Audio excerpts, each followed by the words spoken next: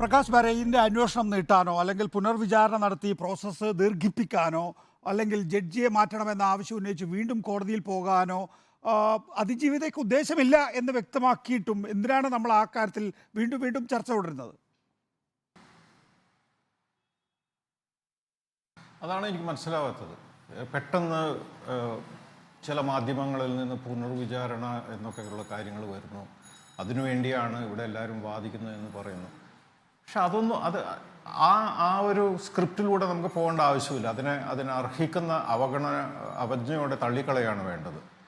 പക്ഷേ കഴിഞ്ഞ ഇന്നത്തെയും പിന്നെ ഈ ചർച്ചകളിലൂടെയും ഈ ഇൻഫർമേഷനിലൂടെയും ഒന്നും എല്ലാവരുടെയും മനസ്സിലേക്ക് വരുന്ന കാര്യം എന്താ വെച്ച് കഴിഞ്ഞാൽ, ഈ കേസ് വളരെയധികം ബാലചന്ദ്രകുമാറിൻ്റെ ഡിസ്ക്ലോഷറിലൂടെയും അത് കഴിഞ്ഞിട്ട് പിന്നെ 8-ാം പ്രതിയുടെ വക്കീലന്മാരും എല്ലാവരും കൂടെ ചെയ്ത കോപ്രായ നാടകങ്ങൾ, ഒരു അബ്സേർഡ് തിയേറ്ററിൻ്റെ ലെവലിലുള്ള നാടകങ്ങൾ, ഫോൺ ചോദിക്കുമ്പോൾ ഫോണിൽ കൊടുക്കാതിരിക്കുക, ഫോൺ എടുത്തിട്ട് ബോംബെയിൽ കൊണ്ടുപോവുക, ക്ലീനപ്പ് ചെയ്യുക, പോലീസ് പോയിട്ട് അതിൻ്റെ ബാക്കപ്പ് എടുത്ത് കൊണ്ടുവരിക എന്ന് പറഞ്ഞിട്ടുള്ള ടെക്നോളജി കൊണ്ടുവന്ന എക്സ്പോസ് ചെയ്ത ഒരു അബ്സേർഡിറ്റി ഉണ്ട്.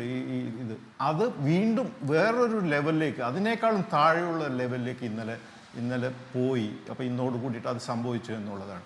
കാരണം ഇത് നമ്മൾ വിശ്വസിച്ച് ഏൽപ്പിച്ചിരിക്കുന്ന കോടതിയുടെ അകത്തുള്ള ആൾക്കാർ, മജിസ്ട്രേറ്റിനെ പോലെയുള്ള ആൾക്കാർ, അവർ ചെയ്തിരിക്കുന്ന കാര്യങ്ങൾ ഇത്രയും കാലം നമ്മൾ ഗസ് ചെയ്ത അല്ലെങ്കിൽ കൺസേൺഡ് ആയിട്ടുള്ള, നമ്മൾ ആശങ്കപ്പെട്ടിട്ടുള്ള കാര്യങ്ങളൊക്കെ സത്യമാണെന്ന് പുറത്തു വന്നിരിക്കുന്ന ഒരു സമയമാണ്. ലോകത്തിൻ്റെ പല ഭാഗത്ത് നമ്മൾ പോകുമ്പോഴും നമ്മളോട് കുട്ടികളും സ്ത്രീകളും അച്ഛന്മാരും എല്ലാവരും വന്നിട്ട് നമ്മളോട് വളരെ സീരിയസ് ആയിട്ട് പറയുന്നത്, കേരളത്തിൽ എന്താ നടക്കുന്നത്, ഈ കുട്ടിക്ക് നീതി കിട്ടുമോ, ഇത് സംഭവം ചെയ്ത ഇയാൾ തന്നെയാണോ, ഇതെന്താ ഇവിടെ സംഭവിക്കുന്നത്, ഇത്രയും ആങ്സൈറ്റിയോട് കൂടി ലോകം നോക്കി നിൽക്കുന്ന സമയത്ത് ഇതുപോലെ ഒരു ഫാർസിക്കൽ സിറ്റുവേഷൻ നമ്മൾ എത്തി നിൽക്കുമ്പോഴും നമ്മുടെ സമൂഹത്തിൽ എന്താണ് ഇങ്ങനെ അപ്പകഷ്ണം വലിച്ചെറിഞ്ഞു കൊടുത്തു കഴിഞ്ഞാൽ ഇങ്ങനെ അതിൻ്റെ പിറകെ പോകുന്ന എത്ര ആൾക്കാരാണ്. മലയാള സിനിമയിലെ പ്രമുഖരൊക്കെ ഇനിയെങ്കിലും ഒന്ന് കണ്ണ് തുറന്നൂടെ, വാ തുറന്ന് സംസാരിച്ചൂടെ? എന്താണ് നടന്നിരിക്കുന്നത് കൊച്ചു കുട്ടികൾക്ക് പോലും മനസ്സിലാവുന്ന ഒരു സ്ഥിതിയിലേക്ക് നമ്മൾ എത്തി. ആകെ കുറച്ച് ഈ വില പേശി വാങ്ങാൻ പറ്റാത്ത കുറച്ച് പേരുകൾ മാത്രമാണ് ഇതിൻ്റെ അകത്ത് മാറ്റങ്ങൾ ഉണ്ടാക്കിക്കൊണ്ടിരിക്കുന്നത്. അതൊരു ബാലചന്ദ്രകുമാരായിരിക്കാം, ബൈജു പൗലോസ് ആയിരിക്കാം, നികേഷ് ആയിരിക്കാം, മിനി മാഡം ആയിരിക്കാം, അല്ലെങ്കിൽ FSLൻ്റെ മേധാവിയായിട്ടുള്ള സുനിലായിരിക്കാം. ഇങ്ങനെ വളരെ കുറച്ച് പേര് മാത്രമേ നിവർന്നു നിന്നിട്ട് സത്യത്തിന് വേണ്ടിയിട്ട് പോരാടുന്നുള്ളൂ. പക്ഷെ ആ ഒരു വളരെ പ്രധാനപ്പെട്ട ഒരു കാര്യമുള്ളത് ശ്രീ പ്രകാശ് ബാരയി, FSLൻ്റെ റോളാണ് ഇതിൽ.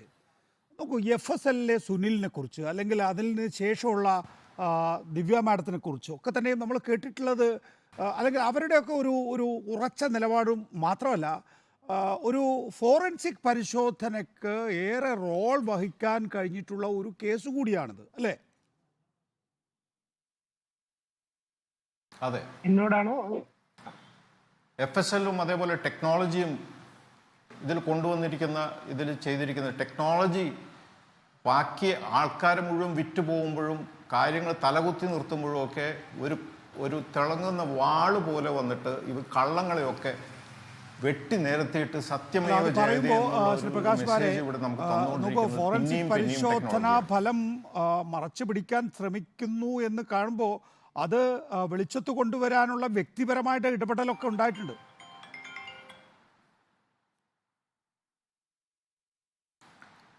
ഈ കൂടുതൽ കാര്യങ്ങൾ നമുക്ക് പിന്നീട് അറിയാമായിരിക്കും. പക്ഷേ എന്തും സംഭവിക്കാമെന്ന് വിചാരിക്കുന്ന, കാരണം ഇന്ത്യയിൽ ഇതുപോലുള്ള സിസ്റ്റത്തിൽ ആരും എന്തും ചെയ്യാൻ പറ്റുമെന്നുള്ള ആ സിറ്റുവേഷനിൽ വളരെ സ്റ്റെഡ് ഫാസ്റ്റ് ആയിട്ട് നിന്ന് വസ്തുതകളുടെയും സത്യത്തിന്റെയും കൂടെ നിന്നിട്ടുള്ള ഉദ്യോഗസ്ഥന്മാർ ഇവിടെ ഉണ്ടായിട്ടുണ്ട് എന്നുള്ളത് വളരെ വ്യക്തമാണ്. തീർച്ചയായും ഞാൻ അതിന്റെ കേസിന്റെ കൂടുതൽ ഡീറ്റെയിൽസിലേക്ക് പോകാതിരിക്കുന്നതാണ് നല്ലത് എന്നുള്ളതുകൊണ്ട് പോകുന്നില്ല. പക്ഷേ